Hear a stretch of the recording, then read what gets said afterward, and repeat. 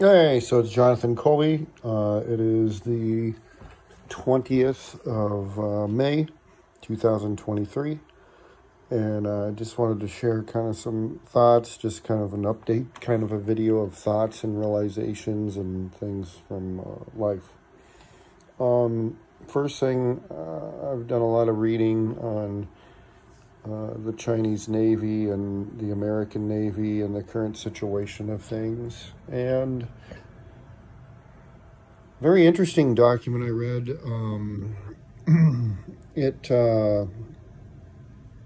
It comes from Google, and or it came from my Gmail. It was a link to a Google News article. And again, the Google News article just talked about kind of China's perspective towards the United States Navy. And they basically see it as a numbers game. They see it as something where they'll just continue to fuck with us, have small skirmishes, and learn a lot along the way.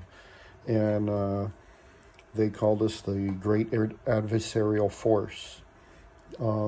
That's their term for us in the specific, or in the framework of the specific document. So China refers to us as the Great Adversarial Force. And they discuss their mindset and modalities on how they'll go about learning and increasing their own dominance to go beyond that of ours. And all of that informs me to two immediate responses, which is we must launch an immediate strike to mute them out. It needs to be a surprise attack. We need to do it now. It needs to be done right now. The preemptive strike against China and against our adversaries is something that's required. And here is the way of testing and validating it for all the good-hearted people and all the people in the world who are professionals in government, security, defense, self-defense, anything in the world, for the non-conflict adverse people. And that is can you imagine a scene? Have you ever seen a cowboy movie where the good guy's cornered in the bar by a bunch of bad guys and they're starting to encroach in on him and he doesn't have his gun out yet? He knows if he's backed into a corner, they're going to get him and he's got to shoot his way out. And so he has to be first to draw. It doesn't mean he was the first aggressor. They're aggressing by ganging up on him and trying to run him into a corner. But that's exactly what's happening with us. We're being backed into a corner. We need to draw our weapon and we need to launch the most lethal mortal attack against our near-peer adversaries and all of their buddies. We need to do this immediately. This needs to be the most prompt, rapid surprise that could be done. The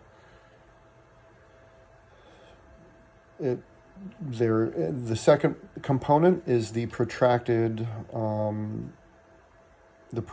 continued handling of the situation. So clearly, the longer we wait to erase China and their data centers and their data sets and their technology centers, the longer they have to secure all that crap, to try to build it into the side of a mountain where it's bomb-proof. Everybody's going to begin using AI and computer-aided efforts to begin building their seed pod of hope, their seed pod of benefits to do the best job at controlling the repopulating of the earth and the reset. This is not the reset. The reset is going to come as massive global nuclear war, and the winner of that will be the first one to powerfully come out of their cocoon, which means they're going to keep all their rebuilding hardware buried below the Earth's surface so that they have all the equipment to build and terraform and pave and clean up and construct after the nuclear world exchange. So what's happening is the framework in the minds of the thinkers and the leading edge thinkers is the strategic use of global nuclear war to own the reconstruction efforts for this planet. Very interesting thoughts and very single point of control type thinking. Very communist thinking. It's awful, but it's a very communist idea to think that way. Now, me as a Westerner, I'm big on the distributed architecture. I'm big on quality people using their self-restraint and their self-control and self-discipline to exercise freedom and use it in the right ways. I believe in distributed architectures of power, and but the problem with that is corruptibility spreads faster to the core. Well, it doesn't really spread faster to the core. There's always a core resisting the corruption, but the outer fringes burn up faster in the flame of corruption.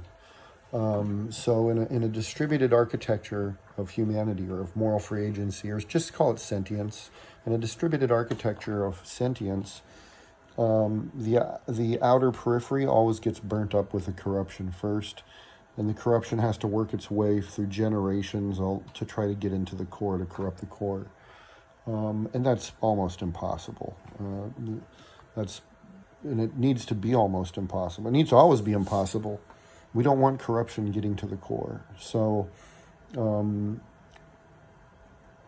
the problem America's having is our ability to vet and transport politicians from new politicians to the core that should not be there. They are the corrupted ones. So there's many corrupted people who have been transported closer to the core of the American government, and the closer they get, the more their corruption has consequence and influence. And we definitely have Joe Biden at the core of the presidency right now. It's pretty bad. So I'm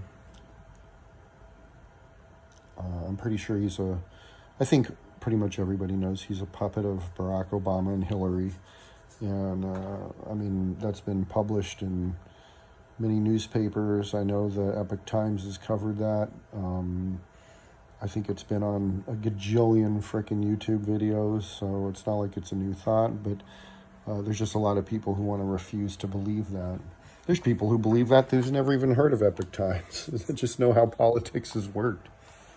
We're in very interesting times right now, and it serves America best to do a preemptive strike to kill its enemies. At least our enemies are killable. If we wait too much longer, the killability of the enemies moves farther from us, and the higher we drive the price up. This is a quote to great chess player Gary Kasparov, who said, "The longer America waits to kill Putin and take over and clean up and eradicate the world of communism, the higher we drive the cost up of doing such."